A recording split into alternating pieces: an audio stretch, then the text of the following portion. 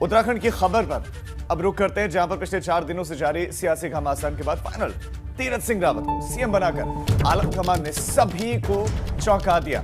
अब खबर यह है, क्या सीएम पद का चार्ज लेंगे तीरथ सिंह रावत? आज सचिवालय में पदभार संभालेंगे तीरथ सिंह रावत। सुबह 10 बजे सीएम पद का वो चार्ज ले सकते हैं। उत्तराखंड के 10वें मुख्यमंत्री का पदभार, ये चार्ज संभालेंगे तीरथ सिंह रावत। त्रिवेंद्र सिंह रावत के इस्तीफे के बाद तीरथ सिंह रावत बने हैं मुख्यमंत्री।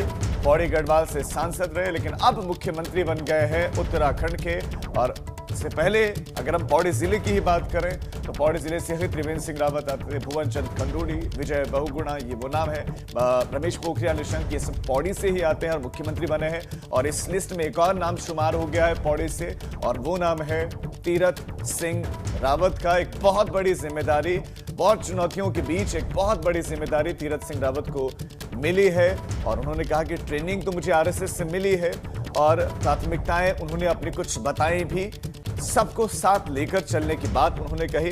अब यहां से निगाहें 2022 की तरफ भी बीजेपी की हैं।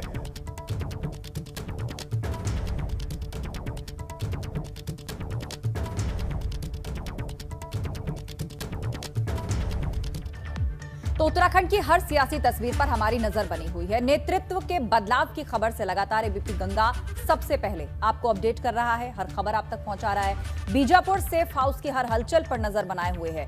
विनोद कुमार और सीएम के घर के बाहर क्या कुछ चल रहा है, कैसी है वहां की पहली सुबह, ये दिखाएंगे हमारे सहयोगी अवधेश मिश्रा। सीधे आपको अवधेश के पास लिए चलते हैं। नए मुख्यमंत्री तीरथ सिंह रावत के घर के बाहर वो मौजूद हैं, विनोद कुमार के पास भी जाएंगे। लेकिन अवधेश, कैसी है पहली सुबह? कल शपथ ग्रहण हो गया और आज सुबह 10 बजे से वो सेक्रेटरीट जाकर अपना चार्ज संभालेंगे। बिल्कुल आस्था, जो पहली सुबह है, नई सुबह है, वो बड़ी व्यस्तता वाली है।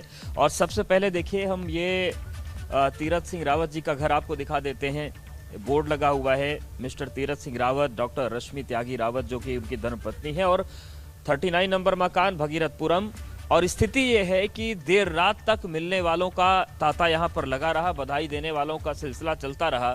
और आज सुबह लगभग 6 बजे से ही बड़ी संख्या में लोग मिलने के लिए आ रहे हैं। फिर चाहे हम दिल्ली से एनसीआर की बात करें, हम चाहे उत्तराखंड के अलग अलग हिस्सों की बात करें, तो सुबह से ही मिलने वाले लोग यहाँ पर आ रहे हैं। और कुछ चीज़ें और भी बड़ी अनोखी आस्था यहाँ पर देखने को मिल रही हैं।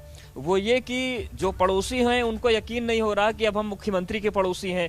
कुछ लोग जो तीरथ सिंह रावत जी से रोजाना मुलाकात करते थे, वो यहाँ पर सिक्योरिटी से मिलने की जिद कर रहे कि हमें कैसे रोक सकते हो, हमारा तो रोज का मिलना जुलना है। एक सज्जन आए थे और वो चले गए अंदर।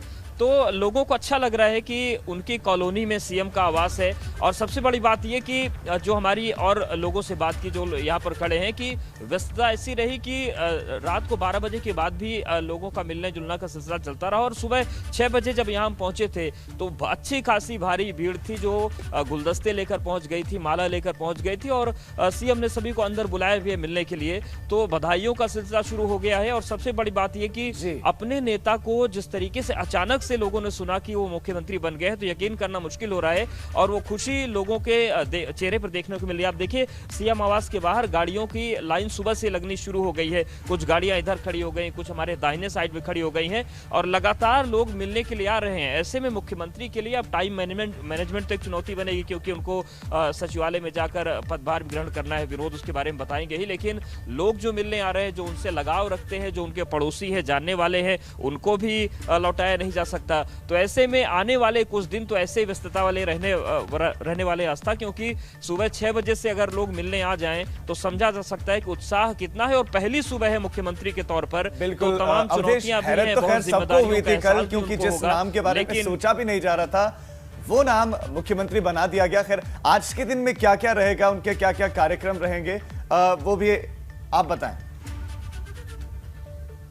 जी हाँ, बिल्कुल अवधेश, आपके पास लौटे। अगर जी। कार्यक्रमों की बात करें तो राजीव, वो जाएंगे वहां पर, सबसे पहले सचिवालय में पदभार ग्रहण करेंगे। और उसके अलावा अधिकारियों के साथ मीटिंग होनी है।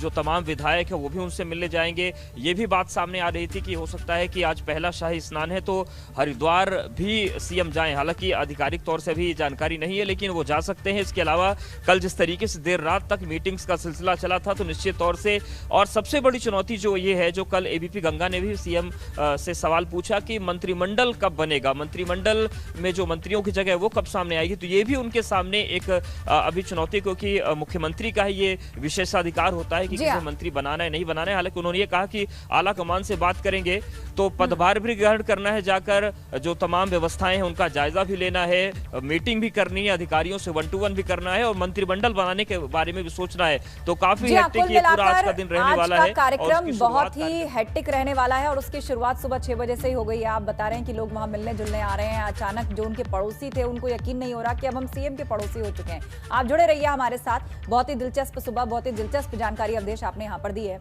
और विनोद का रुख करते हैं जो बीजापुर गेस्ट हाउस के बाहर से हैं। आज यहाँ क्या हलचल है? अभी 2 दिन देखा जाए तो ये एक बहुत इंपॉर्टेंट सेंटर पॉइंट था। यहाँ पर दोनों ऑब्जर्वर्स रुके हुए थे, मीटिंग्स का सिलसिला जारी था और सीएम अनाउंस होने से पहले जितनी भी गतिविधियां थी वो सब यहीं से संचालित हो रही थी। आज यहां से क्या अपडेट है विनोद? जी, आज तक देखिए देर रात तक बीजापुर सेफ हाउस में मुख्यमंत्री तीरथ सिंह रावत की बैठक चलती रही और तमाम जितने भी प्रदेश के आला अफसर हैं उनके साथ उन्होंने बैठक की है, दिशा निर्देश दिए हैं। इसके बाद ही देर रात वो अपने आवास चले गए थे जीएमएस रोड और वहाँ से उन्होंने रात्रि विश्राम किया।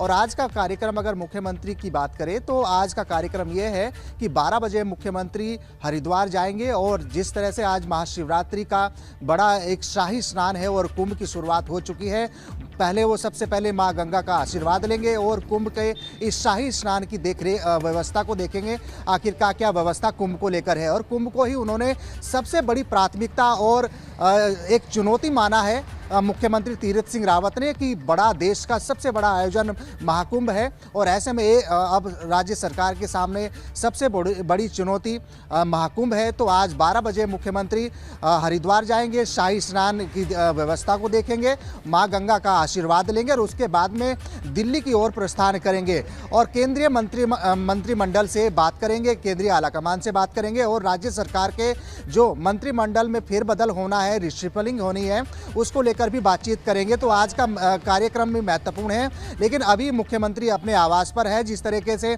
अभी अवधेश जी ने हमारे जानकारी दी। और उसके बाद में अभी क्या जानकारी रहती है कि सचिवालय जाकर भी मुख्यमंत्री पदभार ग्रहण कर सकते हैं, अधिकारियों से बात कर सकते हैं। लेकिन आज महत्वपूर्ण कार्यक्रम मुख्यमंत्री तीरथ सिंह रावत का यही है कि 12 बजे सीएम पदभार संभाल सकते हैं। विनोद, आप नजर बनाए रखें, अवधेश आप भी नजर बनाए रखें, आपके पास हम लौट रहे हैं, आप मेरे साथ बने रहिए।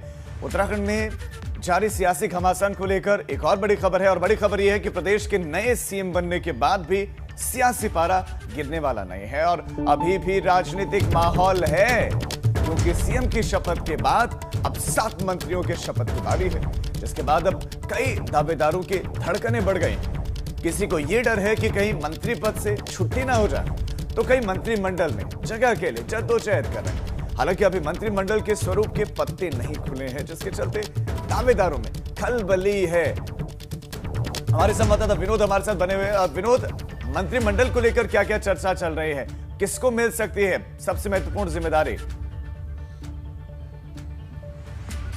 जी राजीव, देखिए मंत्रिमंडल को लेकर अभी संशय साफ नहीं हुआ है। हालांकि कल मुख्यमंत्री तीरथ सिंह रावत ने शपथ जरूर ली है सीएम पद की, लेकिन मंत्रिमंडल की शपथ के लिए अभी थोड़ा इंतजार करना होगा, क्योंकि केंद्रीय आलाकमान की ओर से हरी झंडी देने का एक वक्त है, वो उस तरफ से ही हरी झंडी मिलनी है। और आज जैसे मैंने बताया कि मुख्यमंत्री 12 बजे हरिद्वार जाएंगे, उसके बाद ठीक दिल्ली की ओर रवाना होंगे और केंद्रीय आलाकमान से बात करेंगे। मंत्रिमंडल में कई ऐसे चेहरे हैं जो लगातार जो मंत्री पद की रेस में है, खासकर पुष्कर धामी को कैबिनेट में मंत्री पद दिया जा सकता है। उसके साथ साथ धन सिंह रावत जो राज्य मंत्री स्वतंत्र प्रभार है, उनको कैबिनेट में शामिल किया जा सकता है। इसके अलावा कई ऐसे और चेहरे हैं जिनको अब पहले से ही 3 पद खाली चल रहे थे मंत्रिमंडल में, तो कई ऐसे पद हैं जो वरिष्ठ विधायक हैं वो भी मंत्री पद की रेस में हैं। हालांकि अभी हरी झंडी केंद्रीय आलाकमान की ओर से होना बाकी है। आखिरकार किन किन चेहरों पर केंद्रीय आलाकमान की ओर से एक मोहर लगती है और किन को एक बड़ी जिम्मेदारी अब कैबिनेट में दी जाएगी, ये भी जरूर माना जाए। और एक महत्वपूर्ण नाम पूर्व जो मंत्री रहे हैं प्रकाश पंत, उनकी धर्मपत्नी चंद्रा पंत पर भी जा सकती है, क्योंकि उनको भी ऐसी चर्चा है कि उनको भी राज्य सरकार में राज्य मंत्री का दर्जा उनको भी दिया जा सकता है। तो एक रिशफलिंग यहाँ पर अब तीरथ सिंह रावत की मंत्रिमंडल में होने की एक इंतजार है। केंद्रीय आलाकमान की ओर से उसको हरी झंडी मिलने का एक संशय है और आज मुख्यमंत्री दिल्ली रवाना होंगे और दिल्ली के बाद में किस तरीके के निर्देश आलाकमान की ओर से मुख्यमंत्री तीरथ सिंह रावत को दिए जाते हैं उसके बाद ही साफ तौर पर पता चल पाएगा। लेकिन कई चेहरे ऐसे हैं कि जो मंत्री पद की रेस में हैं। बिल्कुल, और आप इस तमाम हलचल पर नजर बनाए रखिए। अवधेश हमारे साथ जुड़े, विनोद आप हमारे साथ जुड़े, जानकारी के लिए बहुत बहुत शुक्रिया। लेकिन दिन भर ये घटनाक्रम जैसे चलेगा, जो भी सियासी अपडेट होगी वो लेकर एक बार फिर से हम आपके सामने आएंगे। लेकिन उससे पहले एक और दिलचस्प खबर आपके सामने। मुख्यमंत्री पद के लिए तीरथ सिंह रावत के नाम का ऐलान होते ही लोग खुशी मनाने लगे। पौड़ी में उनके पैतृक गांव में देखिए किस तरह लोग जश्न मना रहे थे। जश्न का माहौल यहां पर था। परिवार के सदस्य, आस पड़ोस के लोग जमकर जश्न मनाते दिखे। लोगों ने एक दूसरे को गुलाल तक लगाया और आतिशबाजी भी की। मतलब होली और दिवाली एक साथ यहां लोग मनाते दिखे। इस दौरान पहाड़ के पारंपरिक वाद्य यंत्रों के साथ लोग झूमते और गाते नजर आए। केवल उत्तराखंड ही नहीं बल्कि यूपी का मेरठ जिला भी काफी खुश है, क्योंकि मेरठ उत्तराखंड के नए सीएम की ससुराल है। नए सीएम तीरथ सिंह रावत की पत्नी रश्मि त्यागी मेरठ की रहने वाली है।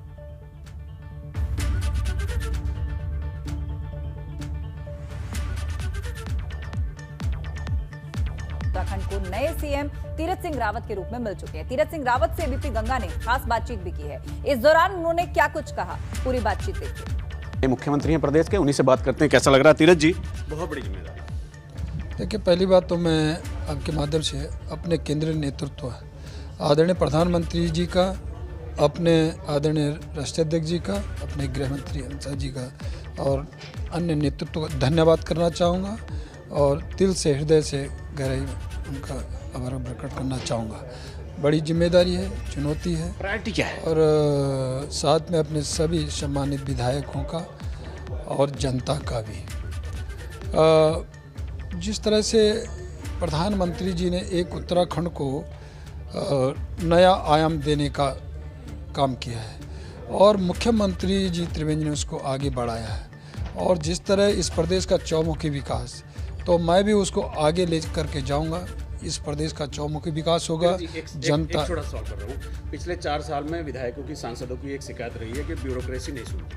बस इसमें बताइए क्या करना है? देखिए, हमारा जनप्रतिनिधि कार्यकर्ता है, जनता है और मोदी जी का एक ही फंडा है, सबका साथ, सबका विकास, सबका विश्वास। वही लेकर के हम आगे बढ़ेंगे। सर्वोच्च प्राथमिकता क्या रहेगी? देखिए, मेरी प्राथमिकता यही रहेगी इस प्रदेश का विकास और जिस कारण यह उत्तराखंड बना है उसको कैसे हम संवारने का काम करेंगे। मेरे साथ थे तीरथ सिंह रावत जी और उन्होंने बताया कि वो क्या करने वाले हैं और क्या करेंगे। उन्होंने अपने प्रायोरिटी भी गिनवाई है। तो अब उम्मीद रखिए प्रदेश किस तरह से, किस तेजी के साथ आगे बढ़ता है। मुख्यमंत्री जी, अब पहला आपका क्या रहेगा विजन? किस विजन के साथ आपकी सरकार आगे बढ़ेगी? देखिए, मैंने कहा ना, मैं अपने राष्ट्रीय नेतृत्व का आपके माध्यम से धन्यवाद करना चाहूँगा। माननीय प्रधानमंत्री जी का, राष्ट्रीय अध्यक्ष गडकरी जी का और गृह मंत्री अमित शाह जी का, केंद्रीय नेतृत्व का। उन्होंने मुझ जैसे छोटे कार्यकर्ता को यहाँ तक बनाया, पहुँचाया।